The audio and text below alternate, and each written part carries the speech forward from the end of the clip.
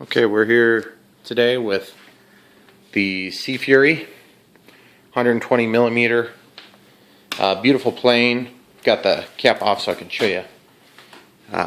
Cockpit and super detailed. Got a pilot red light over here. And cool spinner, 5 blades. Comes with a 4 blade as well. I'm running a Lemon RX 8-channel receiver. So far so good. I am not using, and then this is a little battery monitor, 4,000 milliamp 4S. I think it's a 60 amp ESC, probably a little on the insufficient side. It's got a huge motor. Beautiful plane, works really good. If you buy one of these, just be ready to flip the wheel. The wheel went the opposite direction of the rudder. I had to spend hours on the flaps to get them to work properly. On my first taxi, I ripped off the landing gear. One of them, came back, redid them. We'll go ahead and do the sequencer's cheap. You want to be careful about that. I've eliminated that for the ailerons and flaps. I'm about to eliminate them for the doors. And then good luck getting those things to not buzz. But that's just a symptom of having the cheap servos. I had 3. 1, 2, not that one, and the third. I replaced those on my last crash, which ripped off the landing gear again. Used the cheapest servos I can use, and they're 10 times nicer than the ones that came in the plane. Funny thing is, rudder and elevator work fine. Not really sure how that goes. And that's how I fixed the rudder. You can see I had to shorten that lead there.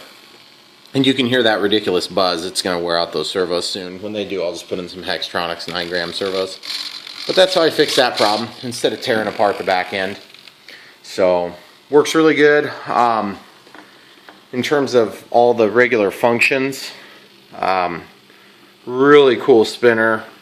I'll go ahead and kick up some throttle here in a minute and just show you how it works. It's beautiful looking when it runs, and I've got this little machine here so you can see some of that. It just produces so much thrust, it's crazy. Very, very heavy plane. It's kind of like flying a brick. Got magnetic closure, magnet, something like that. Tape the edges so that I'll protect the finish. Not a perfect finish here. Just if you do get this, make sure you protect it when you flip it upside down to work on it and everything, because it's very soft. I think I put a fingernail into this and put a dent in it. So, but otherwise, beautiful plane. You want to come over and hold this? So I'm going to run some of the control surfaces. I'm going to have my wife hold the camera, and we're going to get this. Watch that torque roll.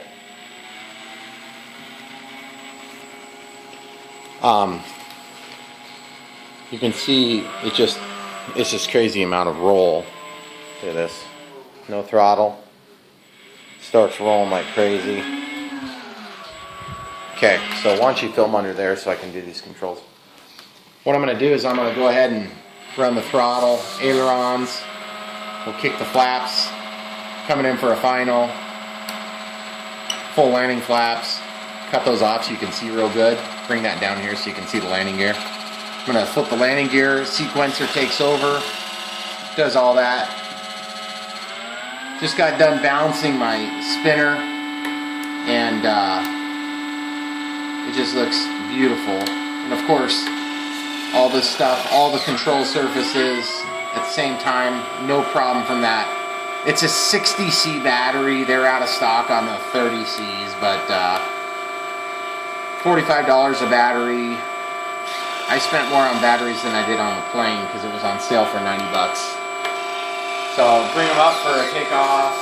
This thing's gonna look beautiful in the air. It already flies good. I know it rolls great. And with this beautiful prop, let's go ahead and show them a full throttle real quick. Why don't you show them the lamp about tipping over here?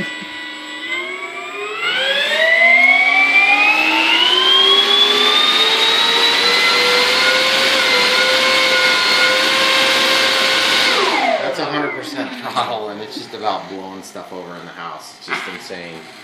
So, before I blow up those servos, I'm going to go ahead and drop the landing gear. Bring it in for a landing here. Do some testing on the control surfaces. Running all sorts of mixing, and the differential and expos, I'm running 40 and 60 low setting and high setting for elevator, aileron, and rudder on the DX8.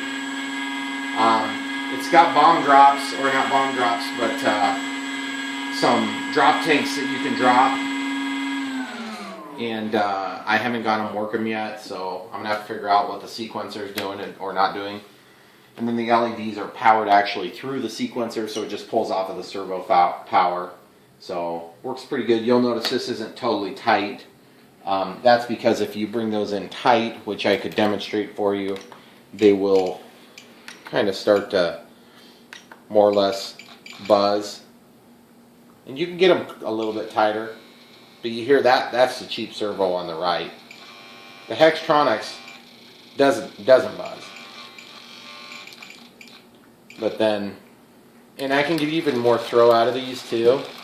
But I just don't want to deal with the problems. And once you're up in the air, you won't be able to hear that problem. So, really excited to get it out for my third maiden. Just hope I have better success in my first two maidens. You stop it.